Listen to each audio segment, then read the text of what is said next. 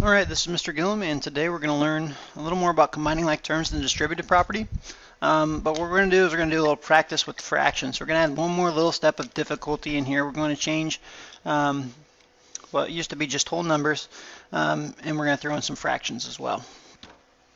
So again, I put the slide on here again because I want to emphasize that terms can only be combined if they have the exact same variable parts. And so I've written an example down pretty much every day in the last 3 days about how, if we have 2x plus 3y, that is not the same as 5xy. Okay, it doesn't mean that. There's 2 x's and there's 3 y's.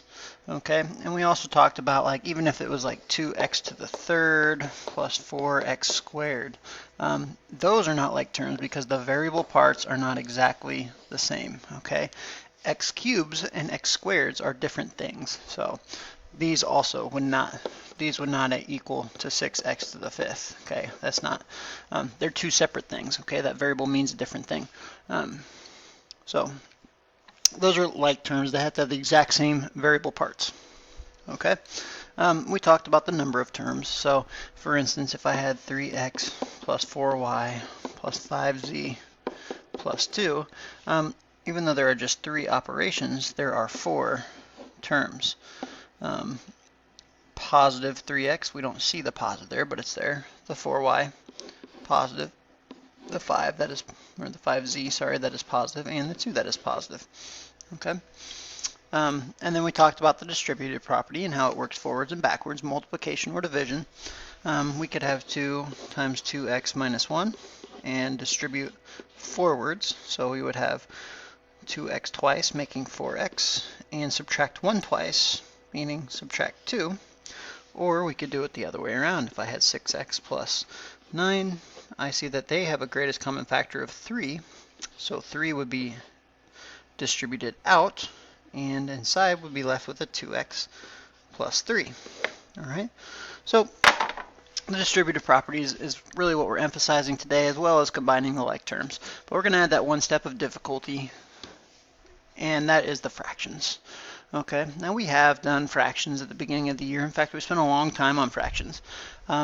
And so today what we're going to have to do is do a little reviewing on how to multiply fractions. So before I start working this problem out, find a little piece of scratch paper on your back of your notes somewhere. Actually, if you put it on the back of your notes, I'll know that you watched well because you'll have this on there.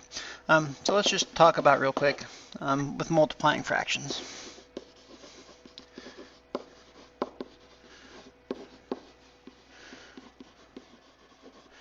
And when we multiply fractions, we have numerators on the top and denominators on the bottom.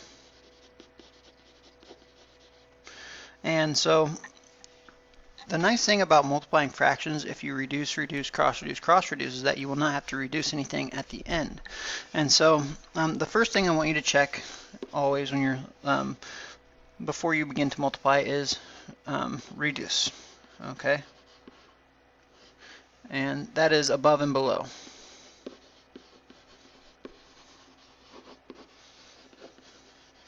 So for instance, 2/4 times 1/3. I notice that 2 and 4 both share a factor of 2. So instead of multiplying before I do anything, I will change that to 1/2. And the numbers will become smaller, and it'll save me from having to reduce later. Okay, so that's the first thing I want you to do, reduce above and below both fractions. The second thing I want you to do is cross-reduce. And when I say cross-reduce, it's not the same as cross-multiplying. When you look sideways, okay? So cross-reduce. All right, and so if I had, say, let's say fifths, and times that by 10, or better yet, we'll make that a 15. 15 eighths. As you can see, 2 and 5 do not reduce, 15 and 8 do not reduce, but crossways, they do reduce. 2 and 8 both share a factor of 2. So 2 goes into 2 one time and into 8 4 times. 5 goes into 5 once and into 15 3 times. So again, that would be an example of cross-reducing, looking diagonally to reduce. And then finally, the third thing would be to multiply straight across the fraction. Numerator times numerator, denominator times denominator.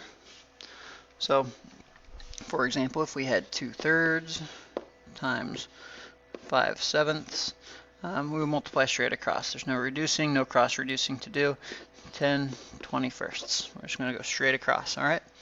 So those are the 3 steps of multiplying fractions, and we practice these. So hopefully that comes back to you as we go. So I would like you to have that on the back of your paper, just in case you forget in class tomorrow. I can say, well, what does step 1 say? What does step 2 say? All right, and so this will be a good reference for you here. And we're going to do some examples right now in class with numbers in our distributive property. And so what I tried to do is pick nice numbers that will cross-reduce well so that you don't have a lot of fractions to add together. So multiplication today is the emphasis. We're going to approach this problem the same way we approached all of our other problems. We're going to do order of operations and try to do whatever's in the parentheses, then the exponents, then multiply, divide, add, and subtract. But what I noticed inside these parentheses is that there's no operations that can be performed because we have a variable and a constant, and those are 2 different things. We have x's and just numbers, and they can't be put together. So there's no operation inside that we can complete. So what we're going to do is distribute the 8. And so now here's where things can be a little confusing for students. And so if you need to show your work off to the side, that would be appropriate too. I know 8 times 1/2 x will be something with an x on the end of it, but what I really need to figure out is what 8 times 1/2 is. So if I think of it like this, over here on the side of my paper, I realize that, oh, there's nothing to reduce on 8/1. There's nothing to reduce of 1/2. However, I can cross-reduce the 2 with the 8. 2 goes into 2 once and into 8 4 times. Now that I've reduced, reduce, cross-reduce, it's just a matter of multiplying straight across. 4/1 is the same as 4. And so I have 4x. So that would be 8 times 1/2 x would equal 4x. And then I'm going to do the same thing with 8 times 3/8. And I'm going to subtract 3/8 8 times. So the more you look at these questions, the quicker they become to do, because Mr. Gillum notices right away that the 8s will cancel out. Now you may not have noticed that right away. So let's show the work on the side here. If I have 8/1 times 3/8, and this is going to be a strategy when we start solving equations, I notice that there's nothing to reduce above and below, but 8 goes into 8 once in both cases. So now when I multiply straight across, there isn't hardly any fraction left except for the 3. So now I have -3. All right, and so this cross-reducing step that we really practiced hard at the beginning of the year is the most important thing. I mean, very important for when we're solving equations or simplifying expressions in this case. So again, we're going to take, there's no operation inside these parentheses. We're going to take this 5 times both parts. We're going to distribute. And you may not be able to do it quickly as now as Mr. Gillum, but Mr. Gillum notices right away, oh, 5 and 5 will cross-reduce, so this must just be 1x. I understand that maybe you don't see that right away, so what we're going to do is we'll write it off to the side. Now, whatever 5 times 1/5 x is, there will be an x on it. So I'm going to put that little x right there. But I need to figure out what 5 times 1/5 is. And we're going to learn about this as the inverse property of multiplication someday. Reduce, reduce, cross-reduce, cross-reduce. Looky there, it's just 1. And so I'm going to write the 1 here temporarily because 5 times 1/5 is 1. But hopefully now we know that that 1 is just, we understand that it's there and we don't need to write the 1. So I'll leave it there for this step, but I'm going to get rid of it in the next step. All right. Again, 5 times 8/5. Mr. Gillum notices right away, oh, 5 times 8/5. Of course, 5s will cancel out. All that's left is 8. But we might not be quite there yet. So let's show our work on the side here and multiply 5 times 8/5. Or 5/1 times 8/5. If I look to reduce, reduce, cross-reduce, and cross-reduce, just like I said, we have an 8/1, which is the same as 8. So I have 5 times 8/5 plus 8. All right, and so as you get better with the fractions, you'll notice that those things cross-reduce much faster. You'll start seeing those things, and it'll save you a lot of time. Now let's use the commutative property and get the parts together that we want to have together. And remember, the operation in front of the term stays with that term. So in this case, I see a 4x and a 1x need to go together. And I know there's not a plus sign in front of the 4, but we know that this is a positive 4x. I'm going to go ahead and write that first, 4x plus 1x. And again, I said that we wouldn't write that on the next line, so because we already know there's a 1 there, I'm just going to write x on the next line. Now the next part's kind of tricky. This minus 3 is a constant, and this plus 8 is a constant, but it's really hard to take negative 3 plus 8, but what we probably could do is we could do positive 8 minus 3. So I'm going to write the plus 8 first and the minus 3 second. Now when I add them all together, I have 5 x's and 5 for my constant term. Okay, so we're doing everything the same way, except we're just going to need to multiply fractions. So let's do one more example. And again, I tried to pick numbers that would cross-reduce well so that we don't have fractions to add together, but we do have fractions to multiply. And it's going to be really important when we do equations that you understand how cross-reducing works. So I see that, again, I'm trying to simplify things in parentheses, but I see that they're not like terms. I can't combine them together because one has an x and one is a constant. And so what I'm going to do is I'm going to distribute to remove those parentheses. I'm going to take 16 times 1/4 x. Now, Mr. Gillum can quickly say, oh, well, that's a 1, that's a 4, must be 4x. All right, now that can be confusing because we haven't worked with fractions near as much as Mr. Gillum. But if you understood that, then I recommend that's what you do. It'll make it very quick for you. However, if we take 16 times 1/4, that's going to be the tricky part, but we know there will be still an x on there. So 16 times 1/4 is what we're trying to figure out. And so we'll reduce, reduce, cross-reduce. 4 goes into 4 once and into 16 4 times, and then multiply straight across. 4 over 1 is the same as 4, so I'll just have 4x. Okay, so it ended up being exactly what Mr. Gillum said it would be. And then, of course, the next part, adding 3/8. Instead, I'm going to add 3/8 16 times, so I need to figure out what 16 times 3/8 is. Now, Mr. Gillum looks at it and says, oh, look, 1, 2, 2 times 3 is 6.